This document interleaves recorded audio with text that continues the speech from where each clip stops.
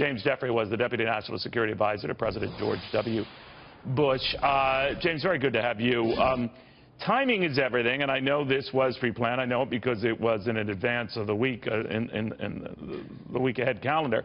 But do you think the president had any idea that this would be the week that he would get rid of his FBI director and that would complicate things?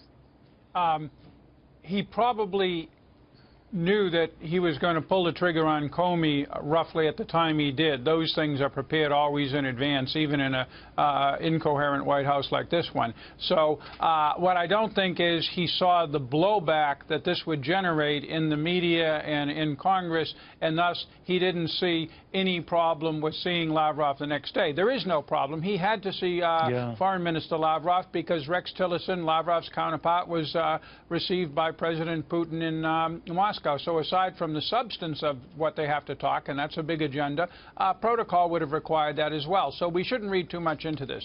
I'm wondering, Ambassador, what is your sense of where this goes from here? There's a call now to, get a special prosecutor going. There's a Senate investigation going on, a House investigation going on, a lot of investigations. Would a special prosecutor deal with this once and for all, or what's your sense? You never end these things.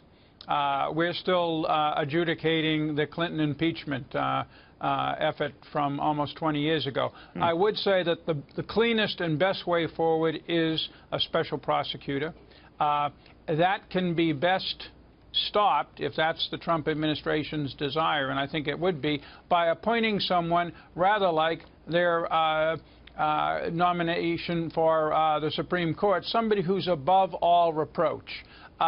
If it's somebody like Jeff Sessions, who is seen to be very close to the president, there will be a terrible problem, first of all, getting approval in the Senate. Secondly, there will be a belief that this is all cooking the books again. So a lot depends on what the administration does next. And you ought to be careful what you wish for, right? You were talking about the impeachment stuff from Bill Clinton that's still being adjudicated, to your point.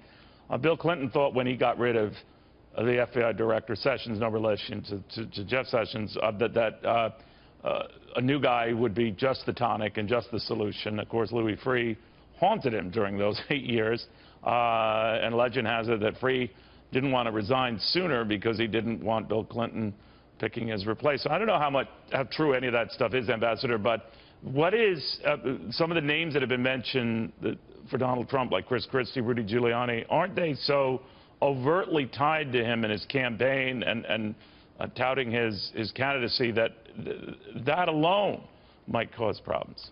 This is the most serious investigation we have had in the last several hundred years, because it involves not just Watergate, not just, what Bill Clinton was doing in the Oval Office. This involves an attempt by a powerful other state to possibly, not possibly, according to the intelligence agencies, to deliberately try to throw an American election. That's hugely serious. That's a casus belli, a cause of war, normally. And this is something that the president has to get out of, or this will destroy his presidency, period.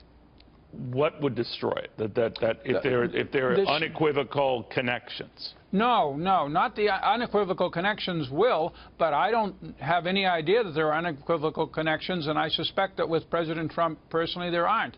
What I'm saying is if he doesn't stop trying to game this and intervene, be it with tweets, be it with that ridiculous letter he used to justify Comey, with the statements about what Comey said exonerating him. This is the kind of thing that any competent White House legal office would have stopped. And I've worked in the White House. I don't understand why he just doesn't let this go, because it fuels the suspicion that there is something. He had to have known that, right? I mean, that was clearly an add-on that he made, or at least that's how it's being portrayed, because other, lawyers and all putting it together said, well, that was just extraneous and unnecessary, to say nothing about, potentially legally damning. But where do you see this whole thing going? I see, again, the way, if either you're a fork in the road here, or three forks. It can either go to a special prosecutor, but the administration will fight that, and it will have support from the Republicans in Congress, so it probably won't go there. It can go to Trump trying to ram through somebody like Giuliani as FBI director, and that will lead to a real crisis in our constitutional system, because the Democrats will, it isn't just that they will try to vote against it or block it. You will have mass protests and other things, because this is so serious.